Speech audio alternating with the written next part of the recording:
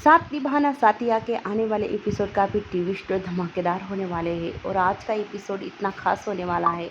यहाँ पर जो सीता होती है, अनजान लड़की जो गोपी और उसके परिवार को उसी के घर में मिलती है, वो भी पानी की टंकी में। वो पूरी भीग चुकी होती है। गोपी उससे पूछती है कि तू कौन है और कहाँ से आई। तभी यहाँ पर जो सीता होती है अपनी सारी सच्चाई बताती है कि उसकी माँ ने उसके माँ बाप ने उसकी बाल विवाह कर दिया था जब वो 5 साल की थी, और एक 25 साल के आदमी से उसका बाल विवाह कर दिया था। तभी गोपी ये जानकर काफ़ी शौक हो जाती है। उसे लगता है कि लोग अपने खुद की बेटी की इतनी कम उम्र में शादी कैसे कर सकते हैं। तभी गोपी उससे पूछती है कि क्या सीता तुम पढ़ी लिखी हो। सीता कहती है कि नहीं, मेरी छोटी बहन को उसे संभालने के लिए मैंने पढ़ाई छोड़ दी थी, मैं पढ़ी लिखी नहीं हूँ। तभी यहाँ पर गोपी उससे कहती है कि तुम्हें चिंता करने की कोई ज़रूरत नहीं, तुम हमारे घर में एकदम सेफ हो और तुम्हें यहाँ से कोई नहीं निकालेगा। तुम यहाँ पर रह सकती हो जब तक तुम्हारा मन करे। यहाँ पर जो सीता का जो होता है वो रो रो कर हाल बुरा हो जाता है। ये उसकी माँ की मार, जैसे ही वो अपनी अतीत के बारे में याद करने लगती है कि कैसे उसकी माँ उसे मारा करती थी, उस पर जुल्म किया करती थी, और उसके काका ने उसे कैसे शादी से भगाया है, ये सब कुछ वो याद करने लगती है। तभी यहाँ पर गोपी उसकी कहानी जानकर खुद ही अपने बारे में सोचने लगती है कि कैसे उर्मिला मामी ने भी उसे पढ़ाई नहीं करने दी और बचपन में ही काम को लगा दिया था। तभी यहाँ पर जो परी है और मोना, वो दोनों भी सोचती है कि अब ये एक नया ड्रामा शुरू हो गया। हमारे घर में तो आए दिन ड्रामे ही शुरू होते हैं। तभी दूसरी तरफ यहाँ पर गंगा ने सारी प्रॉपर्टी अपने नाम कर ली है। वही कागजात ढूंढने के लिए गौरा उसके रूम में जाती है और गौरा ने विद्या को बताया होता है तब तक मैं कागज़ ढूंढती हूँ चंदा के रूम में, तब तक वो तुम उसे सोने के गहने दिखाओ, वो बहुत लालची है। यहाँ पर विद्या अपने रूम में लेकर आती है चंदा को और कहती है कि चंदा देखो, मैं तुम्हें एक नवलक का हार देती हूँ, तुम्हें बहुत पसंद आएगा और पहन कर भी देखना। तब तक यहाँ पर गौरा कागज़ ढूंढने की पूरी कोशिश करती है, घर के कागज़। यहाँ पर विद्या को वो कहती है कि जल्दी से निकालो ना, इतना टाइम क्यों लगा रही हो तुम। विद्या देखती है कि हाँ। तभी वो निकालती है एक हार और विद्या उसे दिखाती है, कहती है कि देखो कितना बड़ा अच्छे सा हार है, वो भी सोने का नेकलेस।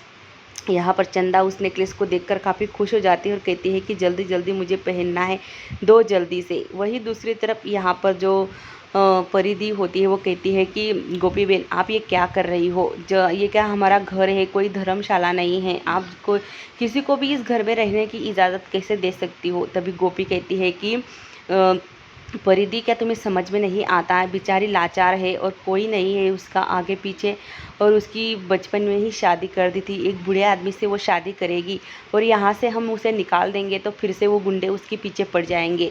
तो किसी मासूम का हम उसे रख सकते हैं हमारे घर में कुछ दिन के लिए तो क्या हो जाएगा, और तुम मत भूलो ये बात। तभी यहाँ पर जो परिधि कहती है कि मैंने सिर्फ इतना ही कहा है कि ये घर है या धर्मशाला, और हाँ वो गुंडे फिर से हमारे घर आ गए तो इसकी वजह से हम ही मुसीबत में पड़ेंगे ना। तभी यहाँ पर भी गोपी जो होती है परिधि को चुप कराती है और कहती है कि तुम चुप ही बैठो, क्योंकि तुम्हें तो किसी का दुख दर्द दिखाई नहीं देता, जब देखो तब तुम सवाल लिए खड़े हो जाती हो। तभी यहाँ पर जो परिधि और मोना होते हैं वो कहते हैं कि तुम्हें जैसा लगेगा वैसा करो, पर मुसीबत आने के बाद तभी मैं आपको बताऊंगी। गोपी कहती है कि जब मुसीबत आएगी तब देख लेंगे, पर अब इस बेचारे को हमें सहारा देना होगा। तभी यहाँ पर जो जग्गी होता है, जग्गी मामी से कहता है, उर्मिला मामी से, कि इसके कितने रूप है गोपी के, कभी ये दुर्गा बन जाती है, कभी काली बन जाती है, कभी कुछ बन जाती है, और आज इसका एक नया रूप भी देख लिया। ये एक नारी शक्ति भी है, किसी से भी लड़ सकती है और किसी की भी मदद कर सकती है। तभी उर्मिला मामी कहती है कि हाँ जग्गी, मुझे भी अपनी गलती पर पछतावा हो रहा है, क्योंकि मैंने भी कभी गोपी मेरे साथ रहती थी तो मैंने भी उसके साथ बहुत बुरा बर्ताव किया था। तभी गौरा के हाथ जो कागज़ लग जाते हैं घर के, वो काफ़ी खुश हो जाती है, और गौरा कागज़ इसी वजह से ढूंढ रही है यहाँ पर कि चंदा के नाम पर है ये घर, तो वो उसके नाम पर हो जाए और घर वालों को वो सबक सिखा सके। वही दूसरी तरफ यहाँ पर जो चंदा होती है उसे बच्चों की रोने की आवाज़ आती है, वो कहती है कि बच्चे रो रहे हैं। विद्या कहती है कि मुझे तो सुनाई नहीं दे रहा है। तभी चंदा समझ जाते कि कोई ना कोई तो गड़बड़ है, क्योंकि इसे बच्चे की आवाज़ सुनाई नहीं दे रही और मुझे सुनाई दे रही है। मतलब ये मुझे यहाँ पर क्यों लेकर आई है, सोने की लालच देने के लिए। यहाँ पर चंदा जो होती है भागकर बच्चों की रूम की तरफ जाती है और देखती है कि गौरा के हाथ में वो कागज़ है, जो घर के कागज़ होते हैं। चंदा कहती है कि ये कागज़ मुझे दे दो, नहीं तो मैं तुम्हें जान से मार डालूंगी। तभी गौरा कहती है कि छोड़ो मुझे। उसे विद्या देखती है। विद्या कहती है कि चंदा तुम ये क्या कर रही हो। यहाँ पर हाथापाई होती है दोनों के बीच में, थोड़ी बहुत मतलब झटापटी होती है। तभी गौरा कहती है कि तुम्हारी हिम्मत कैसे हुई मेरी गले दबाने की। तभी यहाँ पर विद्या कहती है कि माँ जी आप ठीक तो हो ना बाजी। तभी यहाँ पर चंदा कहती है कि देखो अब मैं क्या करती हूँ, तुम ये कागज़ मुझे नहीं देना चाहती ना। देखो यहाँ पर वो बच्चों के रूम में भाग कर जाती है और एक बच्चा उठा लेती है और कहती है कि देखो मैं इस बच्चे को फेंक दूँगी, तूने मुझे मेरे कागज़ नहीं दिए तो मैं फेंक दूँगी। तभी यहाँ पर मौका देखते ही विद्या जो होती है चंदा के हाथ से बच्चा छीन लेती है और गौरा के पास दे देती है, गौरा मासी के पास। तभी यहाँ पर चंदा कहती है कि लाओ मेरा बच्चा है मुझे दो, पर गौरा कहती है कि ये तेरा बच्चा नहीं, तू जा यहाँ से।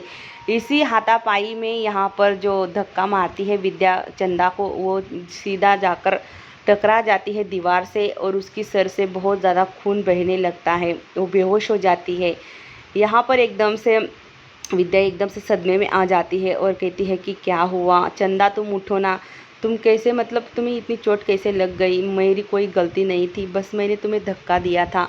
तभी उसे गौरा कहती है कि ये तो मतलब गई, जिंदा नहीं है, मर गई है। तभी यहाँ पर ये सुनकर यहाँ पर विद्या काफ़ी रोने लगती है और कहती है कि ये सब कुछ मेरी वजह से हुआ, पर मैंने इसे जानबूझकर धक्का नहीं दिया। ये हाथापाई मतलब मैंने इसे जानबूझकर नहीं मारा।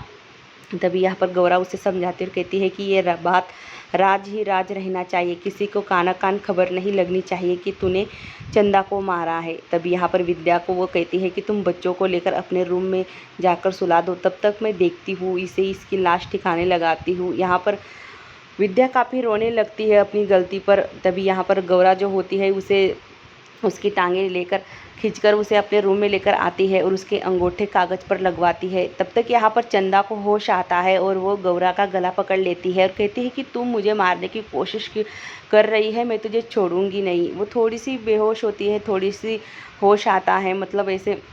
तभी गौरा कहती है कि अभी भी तुम्हारी सांसें चल रही हैं, मुझे तो लगा तुम्हारी सांसें बंद हो गई है। यहाँ पर विद्या रोते रोते आ ही रही होती है गौरा के रूम में। तभी यहाँ पर गौरा जो होती है तकिया लेती है और चंदा के मुंह पर लगा देती है ताकि उसकी सांसें हमेशा के लिए थम जाए। या ये बात किसी को पता नहीं है कि यहाँ पर विद्या को भी पता नहीं है कि उसने नहीं बल्कि गौरा ने मारा है चंदा को। यहाँ पर वो रोते रोते आती है और गौरा से मतलब कहती है कि बाजी मुझसे जो गलती हुई है वो माफ़ी के लायक नहीं है।